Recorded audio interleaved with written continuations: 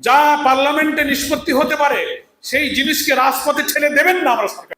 Already জনমত সরকারের বিপক্ষে চলে গেছে শুরুতেই, 2-3 মাস যেয়ে পারলো না। লুটপাট, শিশু ধর্ষণ, আবার স্থানীয় নির্বাচনও যদি উল্টে যান তাহলে জনগণও কিন্তু উল্টে যাওয়ার সম্ভাবনা আছে। আওয়ামী লীগের সময় ছাত্রলীগের লোক দেখে দেখে বিসিএস পরীক্ষায় তাদের লোক ঢুকবে, এখন আবার বিএনপি ক্ষমতায় আছে, ছাত্র দল দেখে দেখে সরকারি চাকরিতে ঢুকবে। এর বিরুদ্ধেই তো আমাদের ছাত্র আন্দোলন করেছে। কথা ছিল যে আমরা বৈষম্যহীন সমাজ করব, যার যা মেধা এবং মেরিটে যে যোগ্য হবে তাকেই যোগ্য জায়গায় পুনর্বাসিত করব। পাবলিক সার্ভিস কমিশনের মধ্য দিয়ে একটা নিরপেক্ষ কমিশন হবে, বৈষম্যহীন মেধার ভিত্তিতে রাষ্ট্র কাঠামোর সমস্ত ব্যুরোক্রেসিকে সাজানো হবে।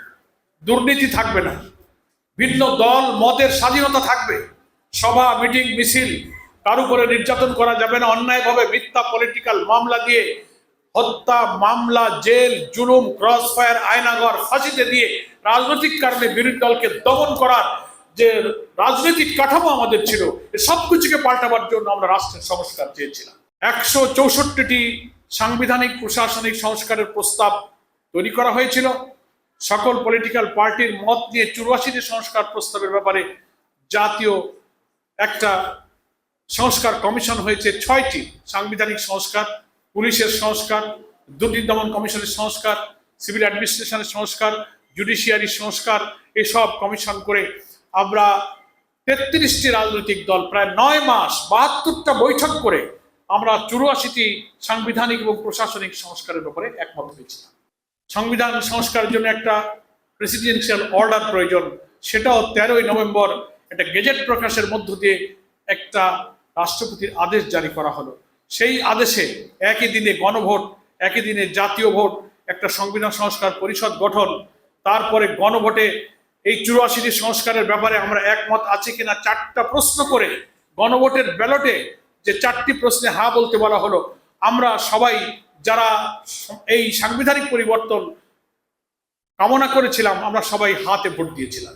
17ই অক্টোবরে আমরা জুলাই সনদে স্বাক্ষর করেছি, 12ই ফেব্রুয়ারিতে ভোট হয়েছে। অক্টোবর, নভেম্বর, ডিসেম্বর, জানুয়ারি, ফেব্রুয়ারি, আগে পরের দিন বাদ দিলে প্রায় 4 মাস তারা সময় পেয়েছে। কোনোদিন তারা বলেনি যে এটা সংবিধান বিরোধী, এটা বেআইনি, রাষ্ট্রপতির এখতিয়ার নাই, একথা বলেনি। ভোটের পরে ক্ষমতায় মেজরিটি এসে বলছে রাষ্ট্রপতির কোনো এখতিয়ার নাই, উনি কেন অর্ডিন্যান্স করলেন, এ গণভোট বেআইনি, আমরা শপথ নেব না, এটা মানা যাবে না। তার অর্থ হলো দেশকে বিদেশের কাছে বিকিয়ে দেওয়ার জাতীয় স্বার্থবিরোধী সমস্ত চুক্তি আইন জনগণকে না জানিয়ে গোপনকে দেশকে বাইরের লোকদের শক্তির কাছে দাসখত দিয়ে আধিপত্যবাদের কাছে বিক্রি করে দেওয়া।